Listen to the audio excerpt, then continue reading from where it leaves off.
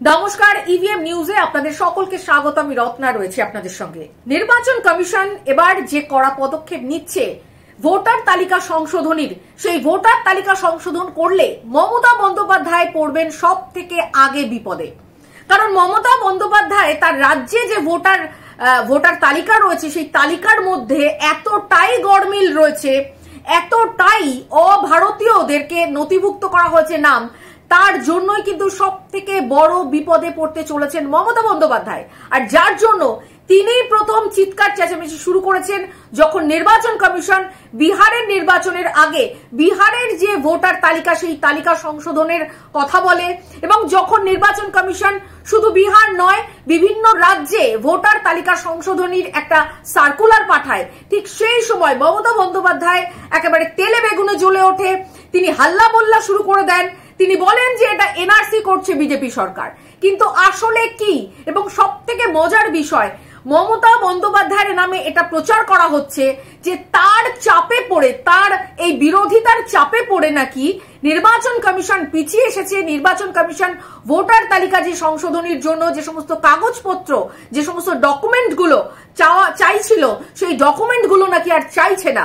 ফলে এই জায়গা থেকে যে মমতা বন্দ্যোপাধ্যায়ের দলের যিনি মুখপাত্র কুণাল ঘোষ, তিনি যে একেবারে বড়াই করে বলছেন যে মমতা বন্দ্যোপাধ্যায়ের চাপে পড়েই নাকি নির্বাচন কমিশন এত বড় একটা সিদ্ধান্ত নিয়েছে, সেই জায়গাটা যে সর্বৈব মিথ্যে। এবং এই জায়গা থেকে নির্বাচন কমিশন একটা বিষয় স্পষ্ট করেছে, যে একটা বিষয় সুনিশ্চিত করেছে যে কোনো ভারতীয়র নাম ভোটার তালিকা থেকে কিন্তু বাদ যাবে না, এবং যেখানে ভারতীয় নয় যারা বিদেশি তাদের কারোর নাম কিন্তু ভোটার তালিকায় থাকবে না। এই জায়গাটাকেই কিন্তু সুনিশ্চিত করেছে নির্বাচন কমিশন। এবং শুধু এই বিষয়ে নির্বাচন কমিশনের এই পদক্ষেপ আজকে নতুন নয়, যেটা আমরা দেখতে পাচ্ছি যে সংবিধানে রয়েছে যে নির্বাচন কমিশন তাদের প্রয়োজন মতো এই সংশোধন করতে পারে, ভোটার তালিকাকে রিভিউ করতে পারে। সংবিধানের অধিকার অনুযায়ী article 324 section 21 of representation of people act 1950 সেখানে পরিষ্কার ভাবে বলা হয়েছে যে নির্বাচন কমিশন কিন্তু এটা করতে পারে, নির্বাচন কমিশনের এটা অধিকার রয়েছে। আর সেই জায়গা থেকে মমতা বন্দ্যোপাধ্যায় যখন এনআরসি বলে চিৎকার করছেন, তাহলে এনআরসি বলে যখন চিৎকার করছেন তিনি তাহলে সংবিধান বিরোধী কথাবার্তা বলছেন, সংবিধান বিরোধী কাজ করছেন। এবং এই আর্টিকেল 324 সেকশন 21 যেটা উল্লেখ রয়েছে যে কোনো ভারতীয়র নাম ভারতের যে নির্বাচনের তালিকা, ভোটার তালিকা, সেই তালিকা থেকে একেবারেই বাদ যাবে না, এবং কোন নাগরিক যারা ভারতীয় নয় তাদের নাম কিন্তু নথিভুক্ত করা যাবে না ভোটার তালিকাতে। এবং সংবিধানে আর্টিকেল 326 একেবারে পরিষ্কার উল্লেখ রয়েছে যে 18 বছর হলেই কিন্তু তারা নির্বাচনে, ভারতের নির্বাচনে অংশগ্রহণ করতে পারে। 18 বছর বয়সের নিচে থাকলে তারা কোনো মতেই ভারতের নির্বাচনে অংশগ্রহণ করতে পারবে না। ফলে এই জায়গাটা কিন্তু স্পষ্টতই উল্লেখ করা রয়েছে সংবিধানে। এবার প্রশ্ন হচ্ছে যে এই ভোটার তালিকার যে সংশোধনী সেটা কি এই প্রথমবার হচ্ছে? এর আগে কি কোনোদিন হয়নি? বিহারে যখন দেখা গেছে যে 2003 সালে কিন্তু শেষ এই নির্বাচনের ভোটার তালিকা সংশোধন হয়েছিল, কিন্তু তারপর এত বছর কেটে গেছে, 22 বছর কেটে গেছে, তারপরে কিন্তু কোনোভাবেই এই সংশোধন হয়নি। ফলে কারা কারা এর মধ্যে যুক্ত হচ্ছে, 2003 সালের পর কারা নতুন ভাবে যুক্ত হয়েছে, কাদের নাম এখনো পর্যন্ত বাদ দেওয়া হয়নি, এই সমস্ত বিষয় কি নির্বাচন কমিশন নতুন করে দেখবে না? এবং এটা পশ্চিমবাংলার ক্ষেত্রেও তাই। পশ্চিমবাংলায় যেভাবে বিভিন্ন রকম ভাবে রোহিঙ্গাদের উৎপাত, রোহিঙ্গাদের ভোটার তালিকায় নাম উঠে দেওয়া, এই সমস্ত অভিযোগগুলো যখন রয়েছে, এবং যেটা দেখা যাচ্ছে যে 1952, 1956, 1957, 1961, 1965, 1966, 1983, 84, 1987, 89, 1992, 1993, 1995, 2002, 2003 এবং 2004 এই সালগুলোতে কিন্তু এই সংশোধন হয়েছিল। নির্বাচন কমিশন সেই সময় সংশোধন করেছিল। আরো একটি মজার বিষয় সেটা হচ্ছে যে 1950 থেকে 2003 এই এতগুলো বছর ধরে বিভিন্ন সংশোধনের মাধ্যমে কিন্তু আইনে পরিণত হয় যে নির্বাচন কমিশন কি কাজ করতে পারবে, কি কি ডকুমেন্ট চাইবে, এই সমস্ত কিছু কিন্তু আইনে পরিণত হয়। ফলে বিষয় আসছে যে সেই সময় কিন্তু কংগ্রেস সরকার ক্ষমতায় ছিল এবং কংগ্রেস সরকার থাকাকালীনই কিন্তু এই আইনটা পাশ হয়। কিন্তু তখন কেন মমতা বন্দ্যোপাধ্যায় বা অন্যান্যরা যারা আজকে গলা ফাটাচ্ছে তারা কেন বলছে না নির্বাচন কমিশনের এই কাজটা এনআরসি? কারণ এটা তো একেবারে আইন মাফিক কাজ হয়েছিল, আইন মাফিক এখনো কাজ হচ্ছে। ফলে এই জায়গা থেকে মমতা বন্দ্যোপাধ্যায়ের যে অসৎ উদ্দেশ্য সেটা কিন্তু আবারও পরিষ্কার হচ্ছে। এবং আরো একটি বিষয় যে কিভাবে এই নির্বাচন কমিশন এই কাজটা করবে, সকলকে কি লাইন দিতে হবে, এই প্রশ্নগুলো কিন্তু মাথায় আসছে। কিন্তু এখান থেকে এটা পরিষ্কার করেছে নির্বাচন কমিশন যে কোনো রকম ভাবে কাউকে কোনো ঝামেলার মধ্যে পড়তে হবে না। প্রত্যেকের বাড়ি বাড়িতে গিয়ে নির্বাচন কমিশনের যারা আধিকারিক রয়েছেন বা কর্মচারী রয়েছেন তারা কিন্তু বাড়ি বাড়ি গিয়ে ফর্ম দেবে, সেই ফর্ম ফিল আপ করে রাখলে তারাই কিন্তু আবার কালেক্ট করবে এবং তারপর তাদেরকে নাম নথিভুক্ত করা হবে। তার মধ্যে যদি কোনো ভুল ত্রুটি হয় সেগুলো সংশোধনের জায়গা রয়েছে এবং বিশাল বড় একটা প্রক্রিয়া চালাবে নির্বাচন কমিশন। আর এই জায়গা থেকে কিন্তু অন্যান্য দলের যারা এজেন্ট রয়েছে, বুথ এজেন্ট থাকবে, তাদেরকেও কিন্তু এই কাজের মধ্যে যুক্ত করা হবে। এর জন্য বিএলও অফিসারকেও কিন্তু ইনক্লুড করা হচ্ছে। ফলে কোনো রকম অস্বচ্ছ জায়গা থেকে কিন্তু এই কাজটা করা হবে না। ফলে এই জায়গা থেকে মমতা বন্দ্যোপাধ্যায় সবাইকে একটা ভড়কি খাওয়ানোর চেষ্টা ইতিমধ্যেই শুরু করে দিয়েছে যে নাম বাদ চলে যাবে, নাম বাদ দিয়ে দেবে, আপনার নাম কিন্তু ভোটার তালিকা থেকে বাদ দিয়ে দেবে, এই সমস্ত কথাগুলো চলছে। কিন্তু বিষয় হচ্ছে যে যারা ভারতীয় তাদের নাম নথিভুক্ত তো অবশ্যই হবে, কিন্তু যারা ভারতীয় নয়, যারা অন্য জায়গা থেকে এসেছে, যারা বিদেশি, তাদের কেন ভোটার লিস্টের নাম থাকবে? তাদের কেন ভারতের নির্বাচনে অংশগ্রহণ করবে তারা? এই প্রশ্নগুলো তো থাকছে। আর এই জায়গা থেকে যখন 11টা কাগজের মধ্যে যে কোনো একটা কাগজ কিন্তু নির্বাচন কমিশন চেয়েছে, মমতা বন্দ্যোপাধ্যায় যে ভড়কি খাওয়ানোর চেষ্টা করছে যে গরিব মানুষরা তারা কাগজপত্র কোথায় পাবে, কারোর তো কাগজপত্র ঠিকঠাক নেই। তাহলে বিষয় হচ্ছে যে নির্বাচন কমিশনের কি কোনো জানার অধিকার থাকবে না যে তারা কবে জন্মেছে বা তাদের কাছে এই কাগজগুলো আছে কিনা? এটা কি নির্বাচন কমিশনের জানার অধিকারের বাইরে? কারণ নির্বাচন কমিশন যে ডিক্লারেশনটা দিয়েছে সেই ডিক্লারেশনের মধ্যে যে ক্যাটাগরিগুলো রয়েছে তার মধ্যে দেখা যাচ্ছে যে একটা ক্যাটাগরিতে আপনি কখন জন্মেছেন, কবে জন্মেছেন তার একটা ডেট উল্লেখ করতে হবে।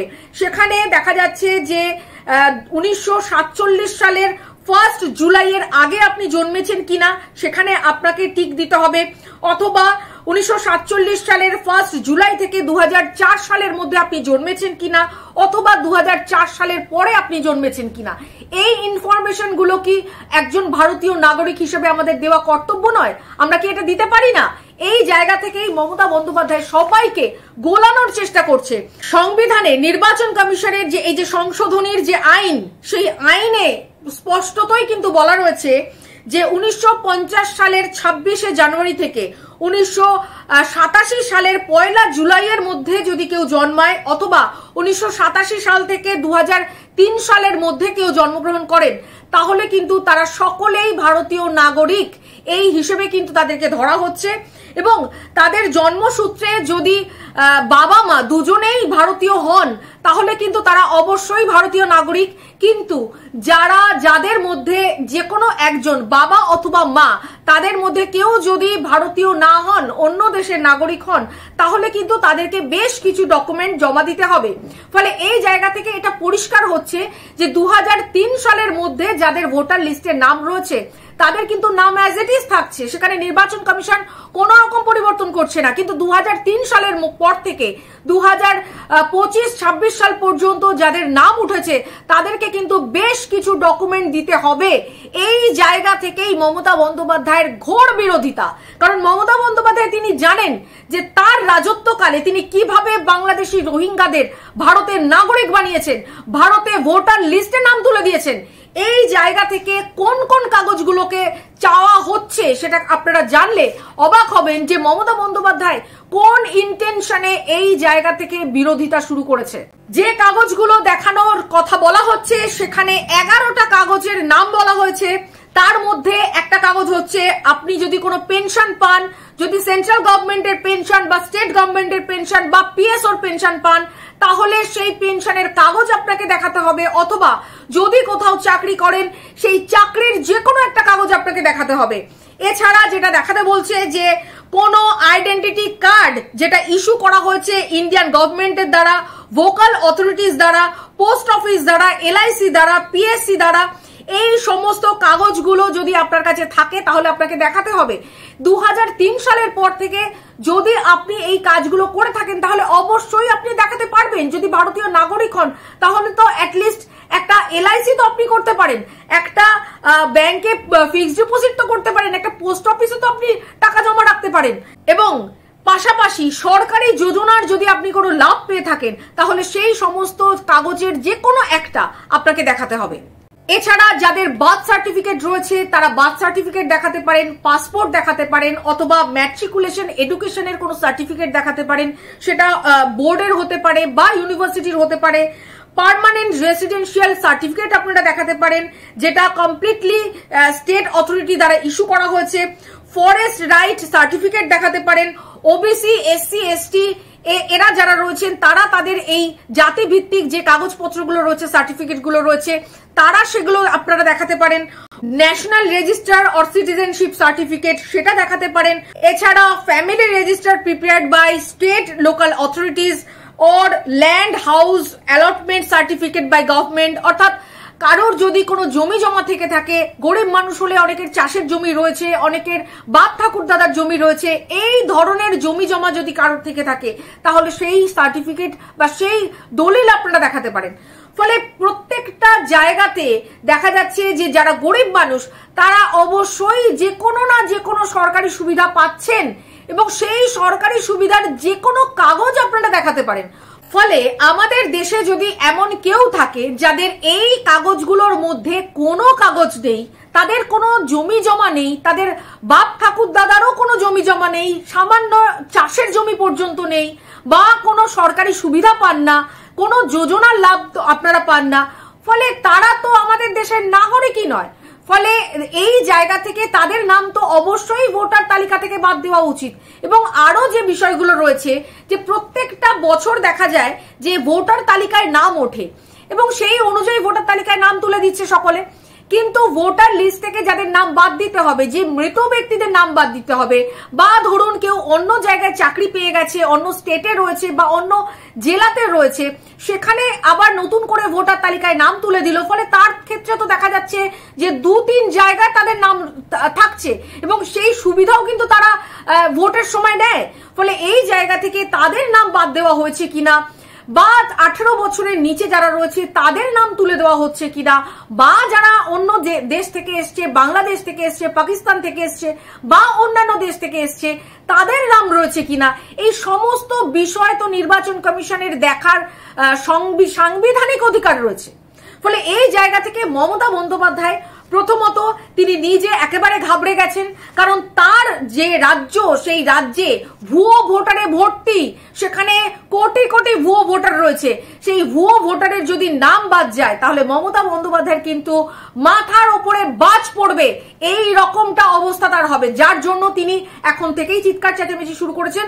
আমাদের সেদিকে নজর থাকবে যে আগামী দিন মমতা বন্দ্যোপাধ্যায় এই নির্বাচনের কাজে কতটা ব্যাঘাত ঘটাতে পারে, এই সংশোধনের কাজে, তালিকা সংশোধনের কাজে কতটা ব্যাঘাত ঘটায়, সেদিকে আমাদের সকলের নজর থাকবে। আজ এই পর্যন্তই, সঙ্গে থাকুন, নমস্কার।